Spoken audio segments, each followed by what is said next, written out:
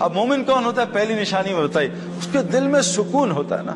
موسیٰ علیہ السلام جھونپڑی میں رہتے تھے سکون کے ساتھ، فرعون محل میں رہتا تھا، سکون کوئی نہیں تھا نا۔ حضور صلی اللہ علیہ وسلم 6 دن بعض دفعہ ان کے یہاں چولہا نہیں جلتا تھا، سکون کی نیند سوتے تھے۔ ابو جہل کو اللہ نے بے سکونی سے بھرا تھا۔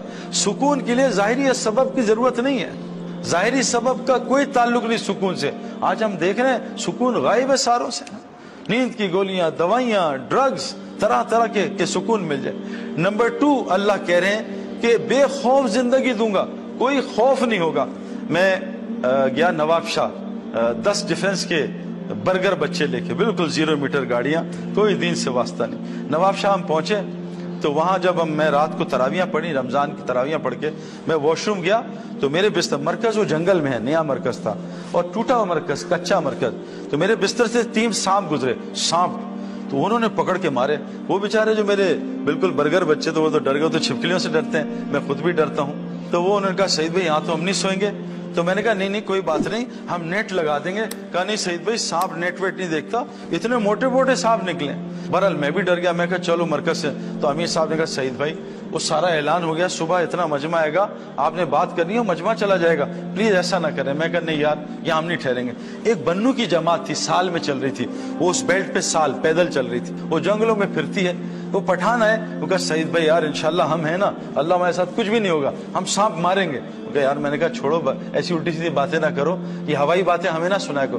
تو اب وہ مجھے سمجھا رہے تھے، اتنے میں امیر صاحب چھوٹے سے قد کے وہاں کے، کہا سعید بھائی یہ بنو کی سال کی جماعت ہے، 3 ہفتے پہلے اس سال میں چل رہے تھے، شب جمعہ تھا، میں ایسے مرکز میں بیان کر رہا تھا، سامنے چھوٹی جگہ تھی، تو اس جگہ سے ایک سانپ نکلا بڑا سا، اس نے منہ نکالا، میں نے چیخ ماری، 4000 آدمی سامنے بیٹھا ہے، وہ بھی انہوں نے کہا کیا سانپ؟ تو یہ بنو کا جو امیر ہے نا، اس کی عمر 65 سال ہے، یہ آیا ہوگا بیٹھ جاؤ اللہ ہمارے ساتھ کچھ نہیں ہوگا۔ اس نے نکالی اپنی اتنی بڑی مسواک اور سانپ کی گردن میں ماری، یہاں نا اب سانپ یوں کر رہے ہیں اور خان صاحب مسواک مار رہے ہیں، اب دونوں میں 3000 آدمی۔ اور یہ بات میں نے ڈائریکٹ سنی ہے، میں کسی سے نہیں سنی، یہ امیر مجھے بتا رہے ہیں، مجھے سمجھا رہے ہیں۔ اب ایک دم سانپ نکلا نا تو خان صاحب نے یوں پکڑا اس کو ہاتھ سے، سانپ پکڑ لیا، اور سانپ نے کیا، سانپ کا اگلا سٹیپ کیا ہوتا ہے، وہ اپنا رول کرتا ہاتھ پہ، سانپ کو نے اس کا رول کیا، خان صاحب نے سانپ ہوگا نسوار دے روڑے، نسوار دے روڑے، نسوار ڈالی، 2 منٹ میں سانپ ہی مار دی۔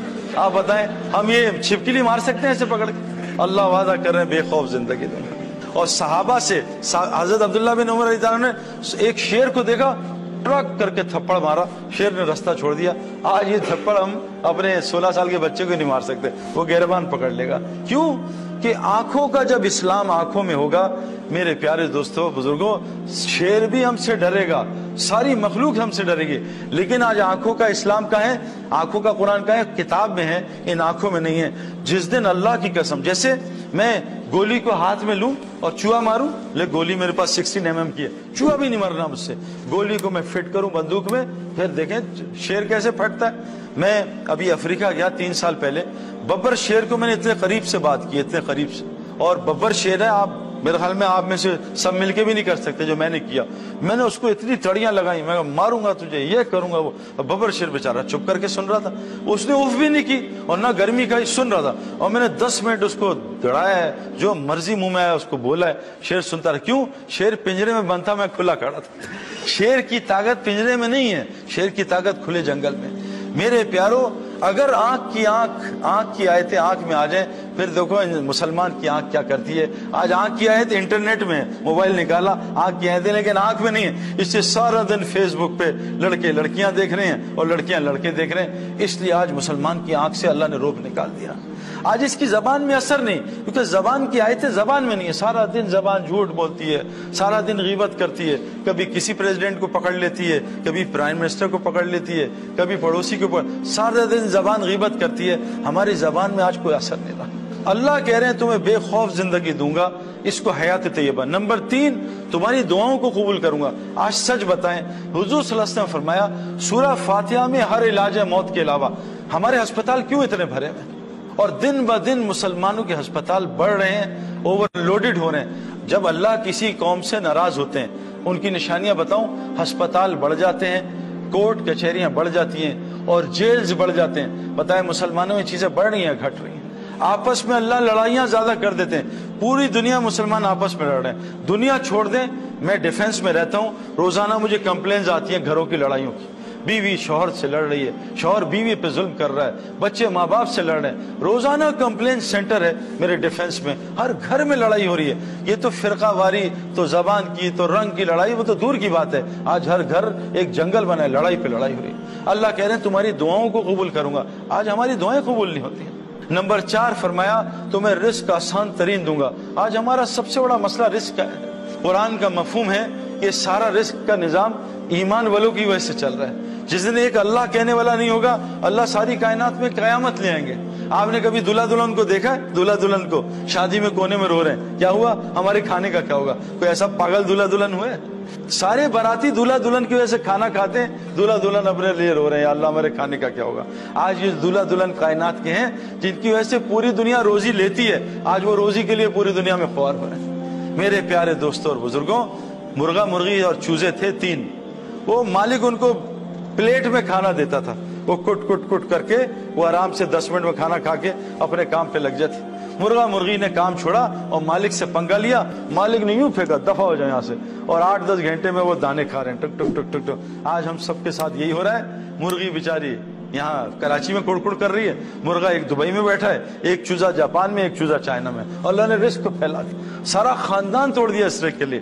تو اللہ کہہ رہے ہیں آسان ترین حیات طیبہ، پرسکون زندگی، بے خوف زندگی، آسان ترین روزی، رزق کریم، دعاؤں کی قبولیت اور لوگوں میں محبت ڈال دوں گے۔ یہ 5 چیزیں حیات طیبہ کہتے ہیں۔ پوری مخلوق تم سے محبت کرے گی۔ آج میرے پیاروں سچ بات ہے، بیوی کمپلین کر رہی ہے، شوہر محبت نہیں کرتی، شوہر کمپلین کر رہا ہے، بیوی محبت نہیں کرتی، ماں باپ کمپلین کر رہے ہیں، اولاد محبت نہیں کرتی، اولاد کمپلین کرتی ہے، ماں باپ محبت نہیں کرتے۔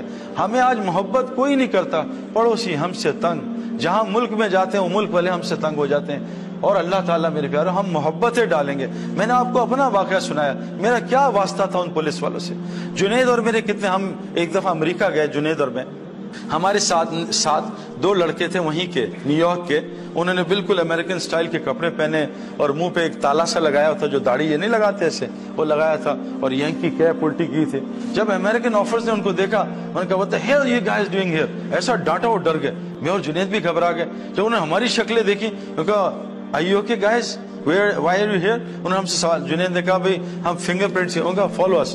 اندر کمرے میں لے گئے، وہاں بٹھایا، کافی کھولی، کہا تم کیوں آیا؟ جنید نے میرا تعارف کرایا، میں نے جنید کا کرایا، انہیں نیٹ پہ ہمارے نام دیکھے، ہم سے پونا گھنٹہ اسلام سنا ہے۔ میرے پیاروں اللہ محبت ڈالیں گے، لیکن شرط ہے پہلے ہم وہ مومن بنے، کیونکہ اللہ قرآن میں کہہ رہے ہیں مرد یا عورت ہو، اگر جو بھی نیک عمل کرے گا، آج ہم ماشاءاللہ نیک عمل کر رہے ہیں لیکن ایمان کے بغیر کر رہے ہیں۔